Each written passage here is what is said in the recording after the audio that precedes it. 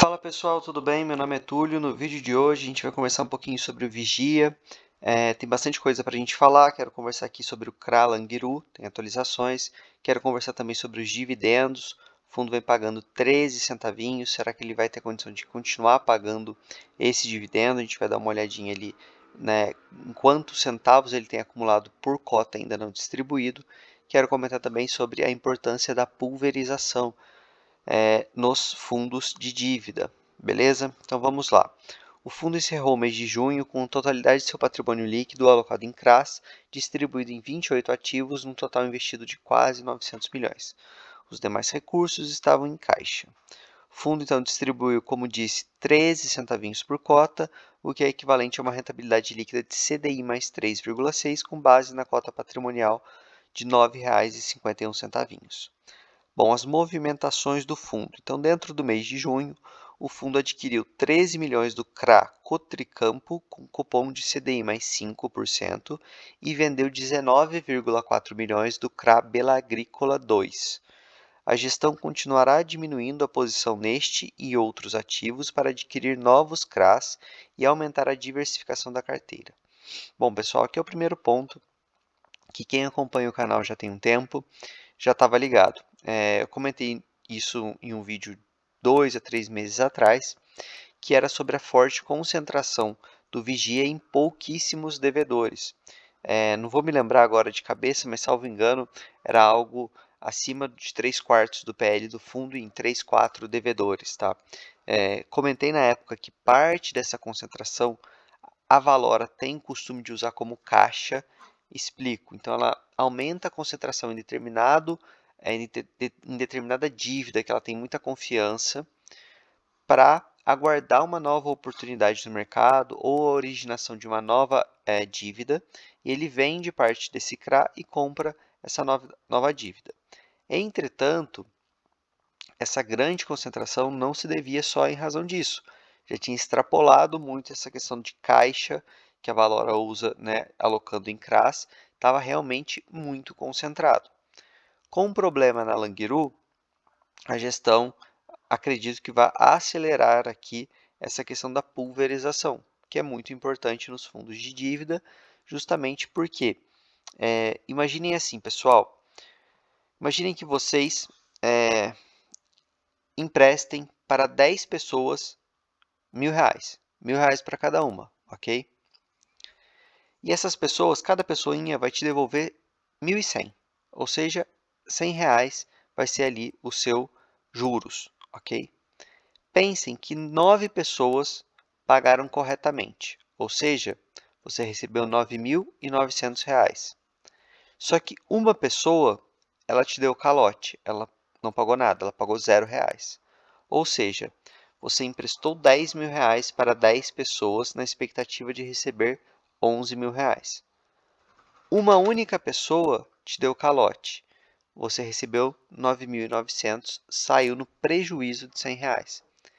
Agora, imagine esse mesmo cenário, só que com você emprestando para 1.000 pessoas. Se uma pessoa te der calote, você não sai no prejuízo. Deu para entender o raciocínio? Então, fundos de papel tem sempre que focar na pulverização. Óbvio que a gente está falando aqui de um segmento que ainda não está tão robusto, ainda tem muito a crescer. Porém, a gente tem que conseguir focar em ativos que são mais pulverizados, que são mais musculosos, tem mais musculatura, que tem mais operações, mais devedores, justamente para poder se proteger um pouco quanto a isso. Acredito que vai ser esse o caminho que a Valora vai tomar daqui em diante. Enfim, ela tem aqui a questão do Languiru que a gente vai ver para acompanhar. Pessoal, se estiver gostando do conteúdo, não se esquece de deixar o like, se inscreve e o nosso grupo do Telegram está sempre na descrição, beleza? Bom, o fundo aqui encerrou o mês com mais de 108 mil cotistas, representa 35% do número total de investidores em fiagros. Então, aqui um dos maiores fiagros, né? O principal foco da gestão nos próximos meses será aumentar a diversificação da carteira. Então, aqui novamente a gestão informando isso. De fato, precisa. Para quem estava atento já no fundo, já estava ligado nisso há alguns meses. Bom, informações adicionais sobre os CRAs Languiru. Conforme informado na carta do gestor no dia 5/7, A cooperativa Languiru publicou nota oficial informando que, diante de seu atual momento de reorganização econômica e financeira de seus negócios, ingressou com uma medida cautelar com o intuito de suspender temporariamente medidas executivas contra si, oportunizando mais segurança às negociações em andamento e concentrando-se nas ações que possibilitem a manutenção de suas operações. Pessoal, não acessei esse processo, o que já vi em outros casos aqui no mundo dos investimentos e fora dele, é que existe a possibilidade de uma centralização de dívidas, tá? Então, você tem uma empresa, ela está devendo muitos credores e ela pede essa suspensão por 60 dias, 90 dias, aí vai a critério do juiz fixar esse prazo, se aceitar o pedido. E aí, nesse período, a gente não pode ter execução, não pode penhorar bens.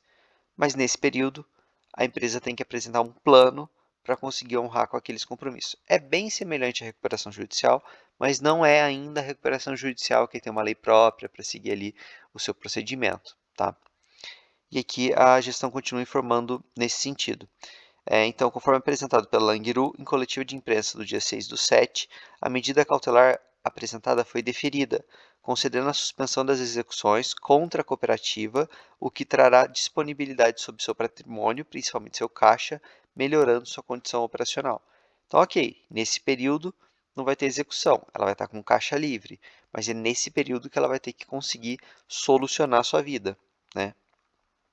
Ressaltamos que, conforme também apresentado pela cooperativa em sua coletiva, a estratégia adotada não será de recuperação judicial, mas sim uma liquidação extrajudicial de forma transitória, para cuja consecução uma Assembleia das Cooperadoras já foi chamada.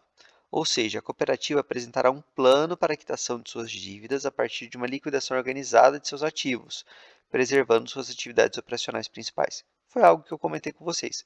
Lembrando que sempre que a gente lê aqui uma liquidação organizada de seus ativos, inclui muito provavelmente venda de ativos.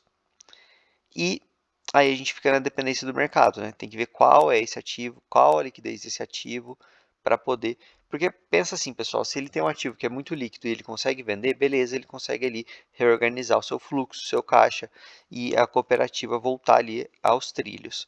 Porém, se é um ativo pouco líquido, não vai resolver no curto prazo. Então, esse é o sinal amarelo que o mercado está aqui olhando para o vigia nesse momento. Seguindo, a gestão, como sempre, vem acompanhando de perto os processos e acredita que a estratégia adotada pela empresa é adequada para o momento, ao mesmo tempo que segue melhorando suas garantias relacionadas à operação de crédito. Essa linha aqui, essa última sentença, que me deixou assim um pouco de orelha em pé. Melhorando suas garantias relacionadas à operação de crédito. Será que a gente está tendo alguma reestruturação aqui nas operações da Langiru? Provavelmente, né? Mas eu queria saber detalhes, né? A Valora não gosta de relatório de risco, o gestor já falou que não vai colocar, mas se tiver uma renegociação aqui da operação em si, seria interessante, né? A gente vê se ele alongou, se está ali com um prazo de carência, enfim. No mais, a gestão permanece acompanhando de perto a situação e informa que até o momento a remuneração dos CRAs adquiridos pelo fundo continua adimplida. Beleza, essa é a situação do Languiru, a gente tem que seguir acompanhando. Vamos aqui falar sobre os dividendos e mais detalhes do fundo. A gente consegue olhar aqui que o fundo vem distribuindo já há alguns meses um pouquinho mais do que ele vem gerando, né? Então aqui, ó, abril, maio e junho a gente consegue ver isso. Entretanto, o fundo ainda tem aqui 3 centavinhos por cota. Então, para os próximos meses, a expectativa é que o fundo continue pagando esses 13 centavinhos. O fundo a gente sabe que é indexado ao CDI, com a Selic caindo, ele vai sofrer um pouquinho mais, a tendência é essa, mas é o que eu falo, sempre falo nos vídeos que tem fundo atrelado ao CDI, se o CDI for algo estrutural na sua carteira, não tem por que se desesperar, vender, são ciclos, faz parte. Bom, aqui uma crítica que eu já venho falando há muito tempo, a Valora poderia colocar aqui em porcentagem, né, do maior para o menor ou do menor para o maior, tanto faz, mas eles colocam aqui de uma forma confusa, acho que é para dificultar, espero que não, mas me parece que a gente localize aqui as grandes concentrações do fundo. Até porque, salvo engano, em outros fundos da Valora isso aqui tá em ordem, né? Enfim. Aqui a taxa de aquisição, né, média ponderada da carteira, CDI mais 5,7, uma duration de 1,9 anos, uma duration curtinha, interessante. E no mais é isso, pessoal. Espero que tenham gostado. e não se esqueçam do nosso grupo do Telegram, beleza? Valeu!